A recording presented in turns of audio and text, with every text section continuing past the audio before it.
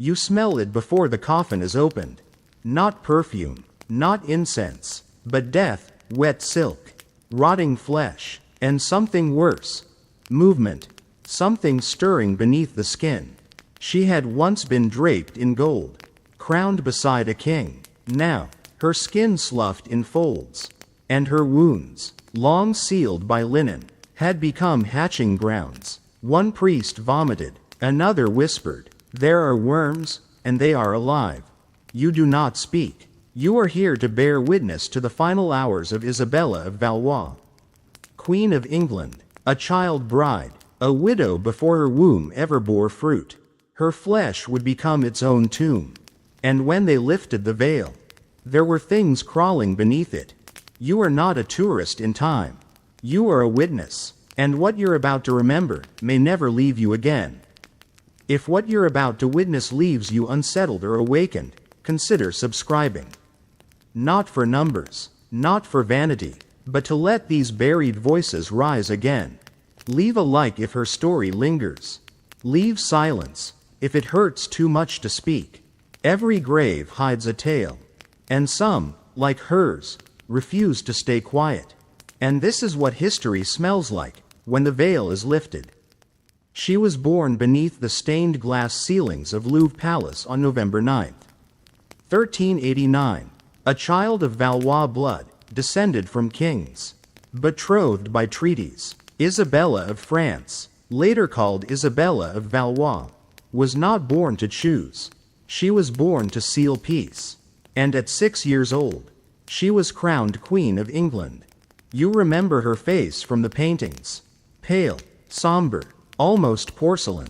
But what they never painted was the smell that filled the abbey when her coffin arrived, or the decay that crept beneath her ribs before she even turned 30. They never painted the worms. At the heart of this story is not just a queen. It is a kingdom divided, a marriage forged by war, and a body that, despite all divine titles, rotted like any other. Her union to Richard II, 22 years her senior, was a political armistice. She crossed the English Channel at the age of 7, too small to ride her own horse, too terrified to understand the language of her new husband. She never became a lover. She became a widow at 11. When Richard was deposed and later murdered, likely starved or bludgeoned in captivity, Isabella was stranded in a foreign court, refused her dowry, and denied her return. She was confined in Windsor Castle like a valuable prisoner, a bride with no groom and a title with no power. Eventually, she returned to France and was married again, this time to Charles, Duke of Orléans, but her body never recovered. Court physicians reported she suffered from prolonged weakness, swelling of the abdomen, and unexplained fevers. Some blamed grief. Others suspected pregnancy gone wrong. But none could stop the infection. What began as pain in her side became a spreading rot beneath the skin. Treatments were crude, leeches, blistering poultices, bloodletting, and only hastened the deterioration. She faded quickly, died in September of 1409.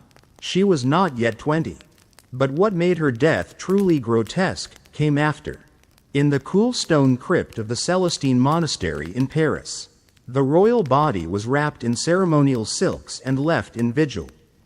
By the time the clergy returned the next morning, the wrappings had ruptured, the flesh had broken, and from the lacerated wounds, larvae had begun to emerge. The monks tried to hide it, but it was recorded. Whispers passed from servant to servant. The queen is being eaten. And now, so are you, eaten alive by a history that tried to silence her ending. The child crowned in the throne of grief. You were there the morning the ships docked at Dover. The wind off the English Channel whipped through the banners. But even the cold couldn't touch the silence. No cheers, no crowds, just nobles and soldiers, staring at a figure so small she could barely see over the railing of the vessel.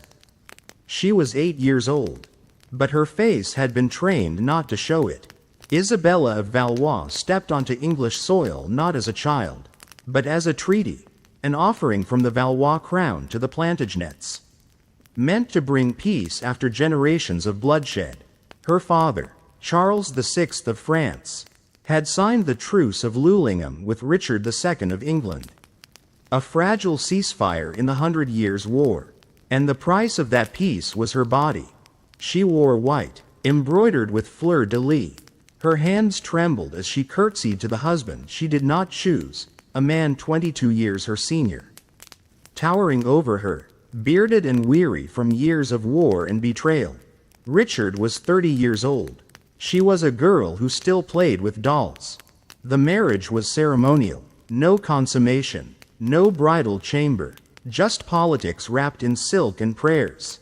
And yet, in the chronicles, Richard is recorded as doting, calling her his little queen, swearing to protect her, holding court with her seated beside him on a tiny throne made especially for her frame.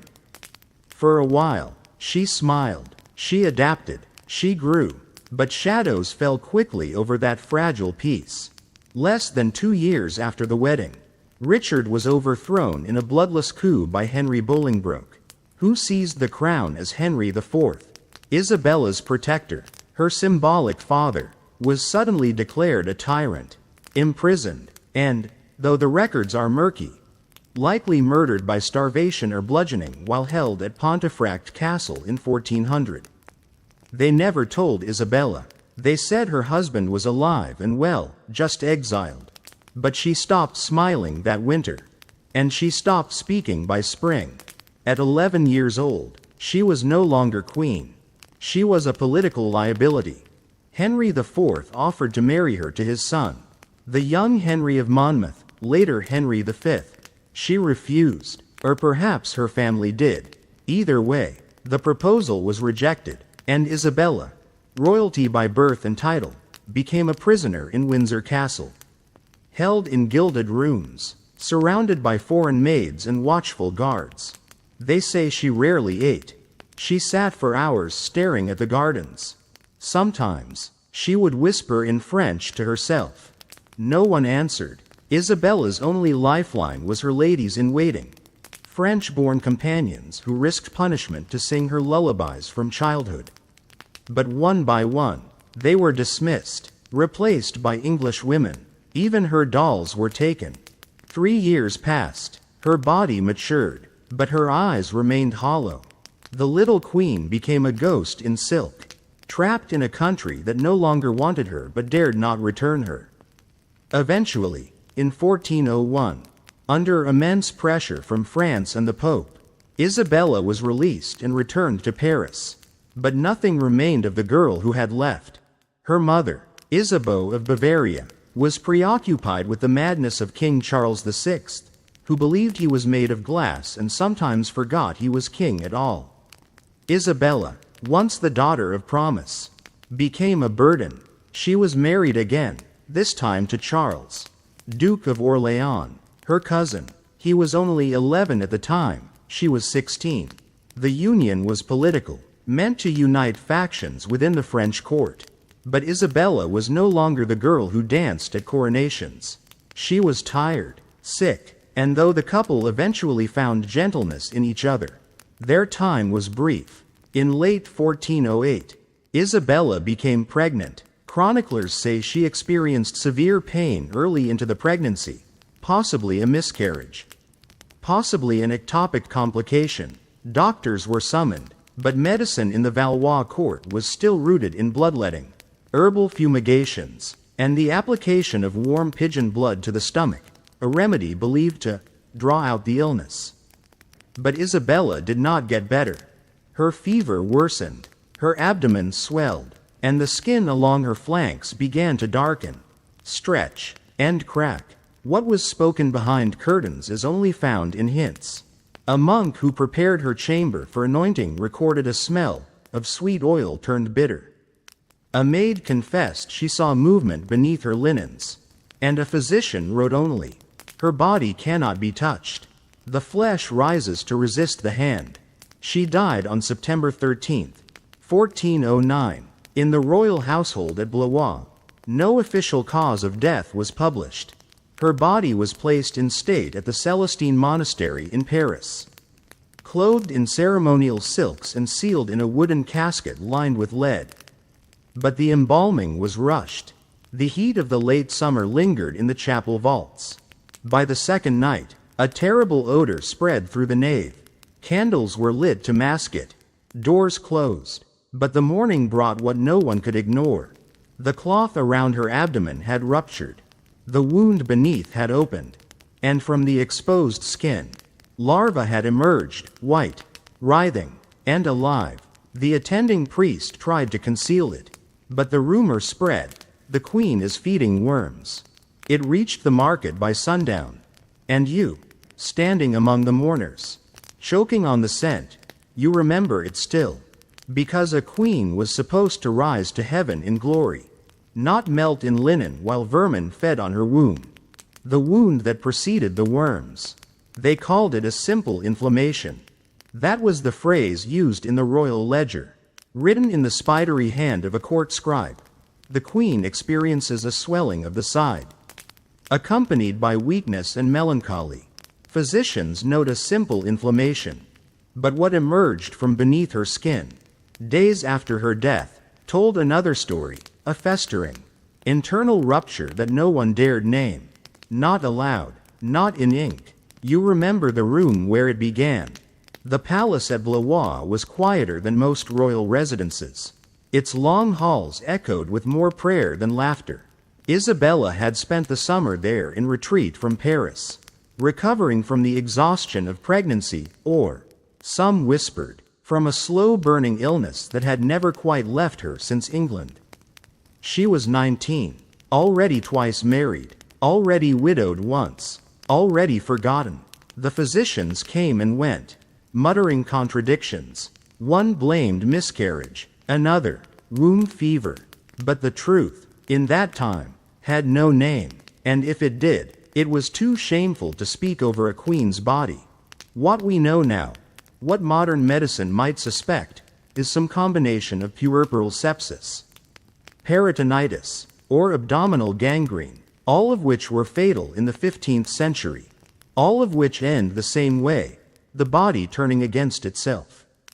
Blood thickening with bacteria, and tissue blackening beneath the skin until it rots before the breath stops. The first sign was the swelling. At first, it was mistaken for the belly of pregnancy.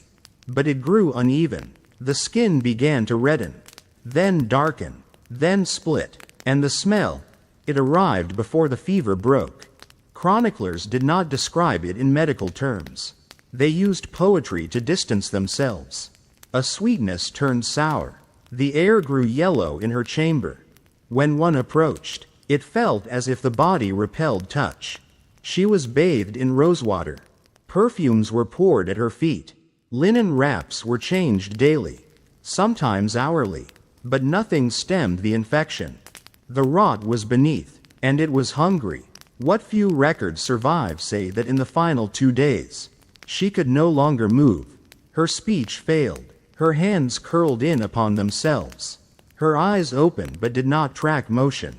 The Archbishop of Sens arrived to offer final prayers. He noted her skin as unsettled, a term never explained. Behind closed doors, attendants described something else. The skin along her left side had burst open.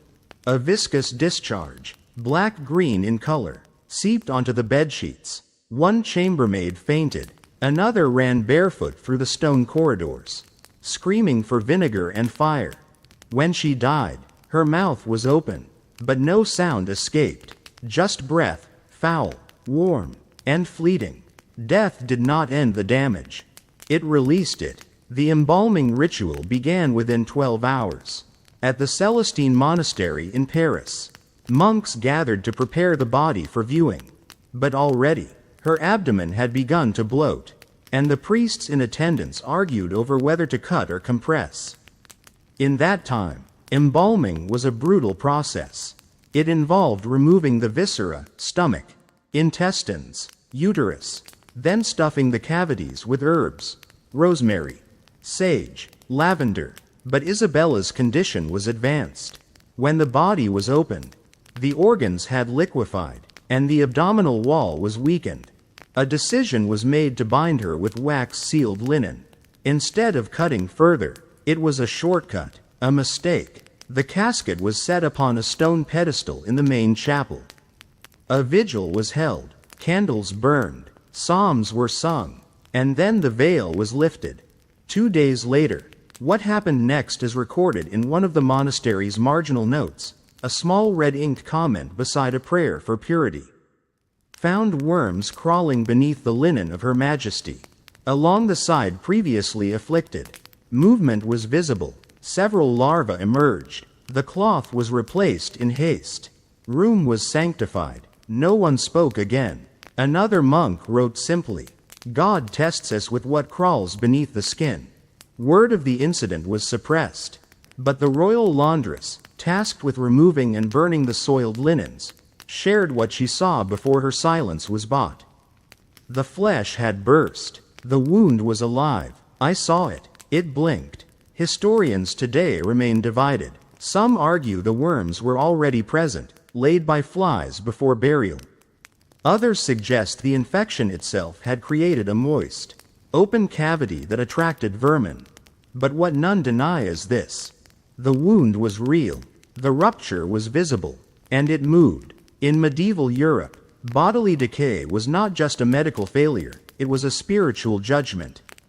To rot before burial was seen as divine punishment, as if the soul had left in disgust. But Isabella was not evil. She was not cruel. She had harmed no one. She was a child used as a token in war, a widow before she was a woman, a prisoner in one kingdom, a pawn in another. Her only crime was being born royal, and bearing the weight of other men's ambitions. And still, she decayed. Still, her body broke. Still, the worms came. You stood in that chapel. You held the cloth. You saw what moved beneath. And you did not speak. Because sometimes, to tell the truth about a queen is to betray the illusion of royalty itself. The coffin that would not hold her. It was never meant to leak. The coffin was sealed in haste.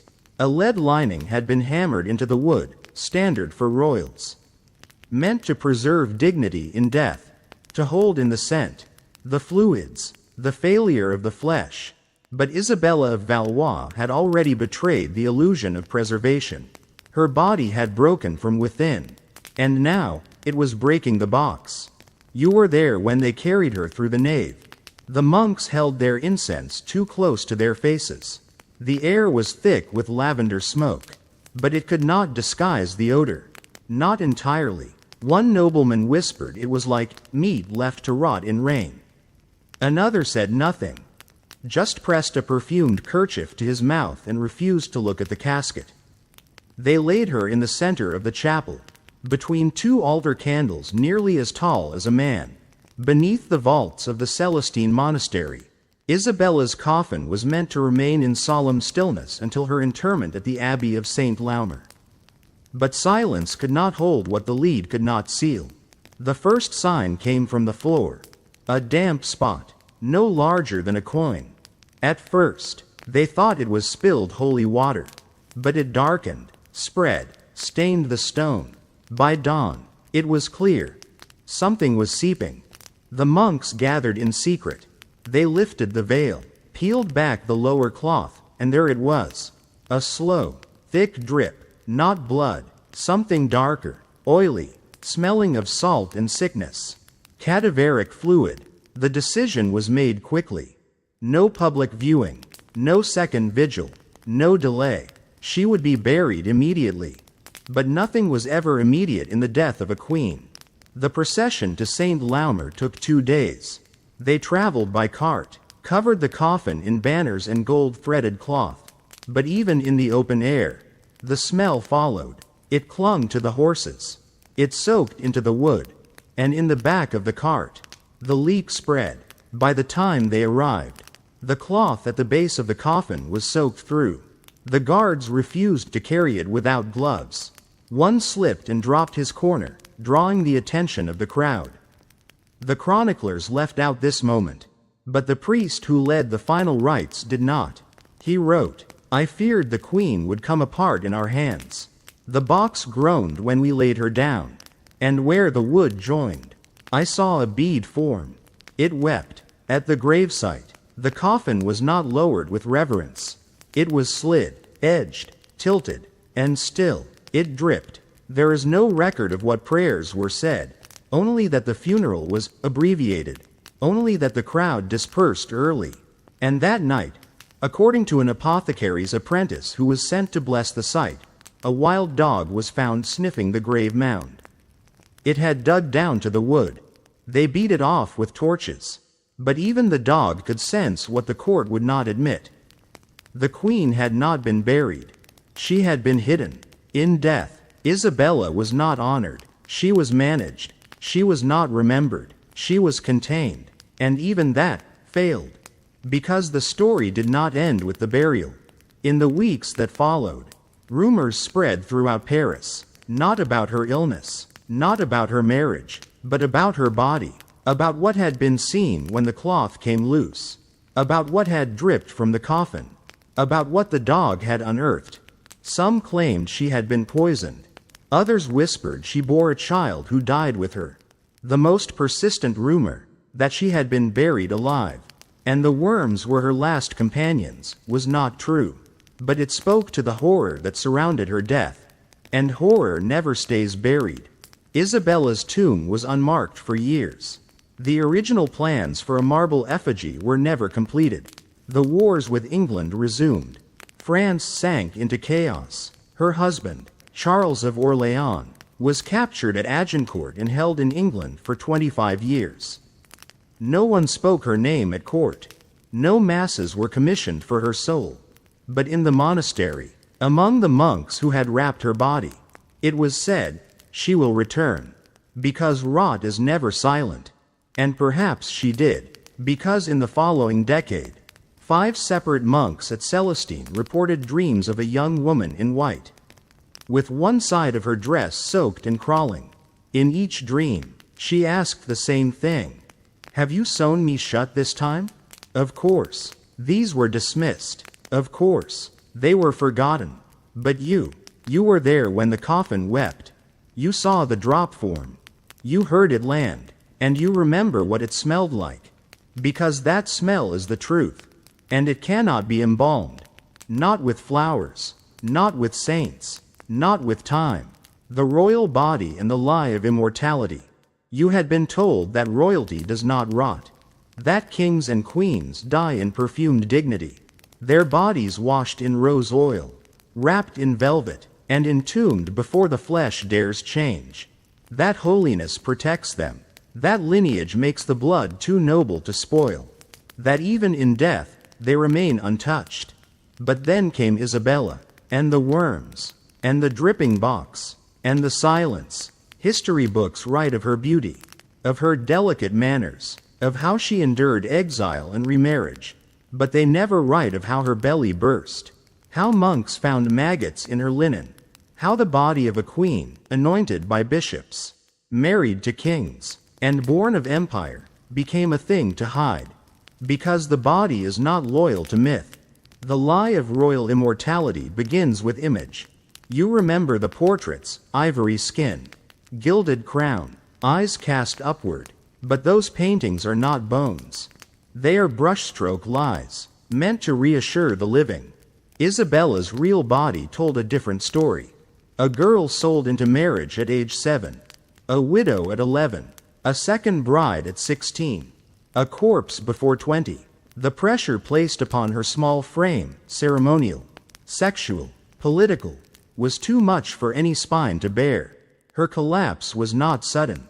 It was planned, designed, forged by the same machinery that kept crowns polished while wombs bled unseen.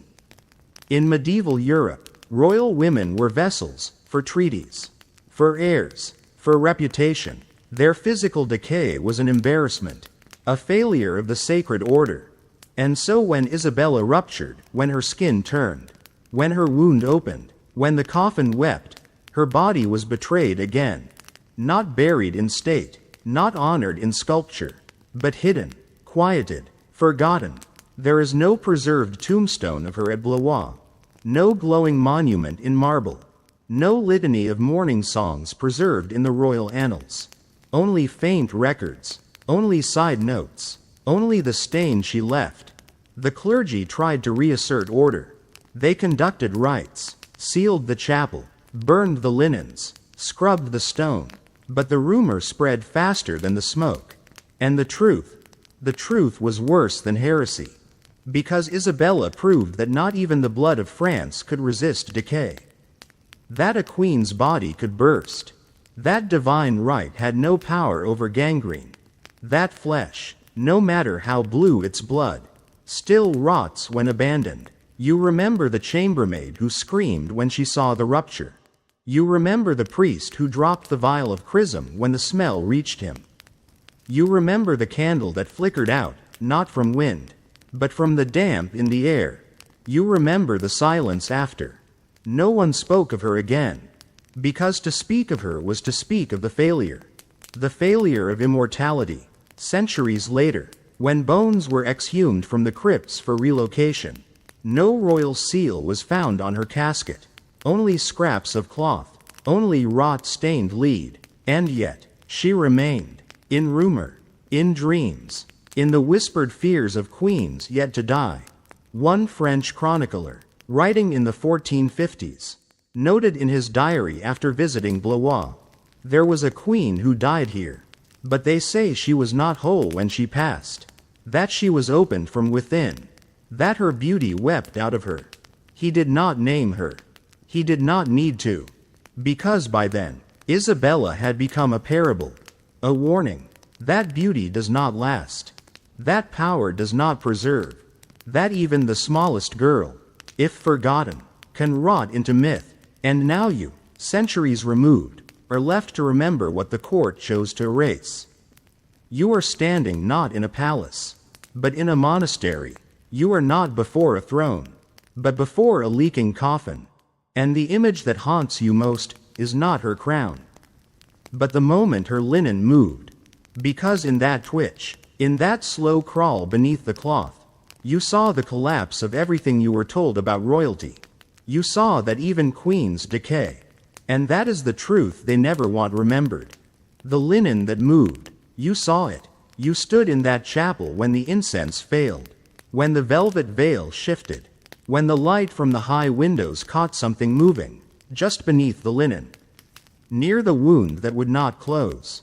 You did not scream, you did not speak, because you understood something that the others did not. She had not been forgotten. She had been buried in silence. And silence does not preserve the dead. Isabella of Valois was born into a lie, a world that promised her holiness for wearing a crown, immortality for obeying the court, and peace in exchange for her body. She gave all three, and in return, she received none. She died younger than most peasants, her womb empty, her legacy sealed in wood and damp cloth, and her body, soft, bloated, ruptured, became the most honest account of her life. Not the paintings, not the ceremonies, but the rot, the worms, the weeping box. And now you remember her, not in glory, but in truth, because for all the monuments raised to kings, it is the stories buried with queens that rot the hardest and whisper the longest. When the linen moved, so did the illusion, that royalty meant protection, that beauty could not bleed, that a girl's body, offered in marriage for peace, would be honored in return. Instead, it was opened, and it was fed upon, and it was hidden. But memory, when carried in silence, is stronger than stone. Isabella's name is not sung in royal halls, but it is spoken here, because her wound became her voice, because her decay became her testament, because the linen that moved has not stopped moving. And now, you have seen it, too. You are not a tourist in time. You are a witness, and that is enough to keep her from vanishing forever.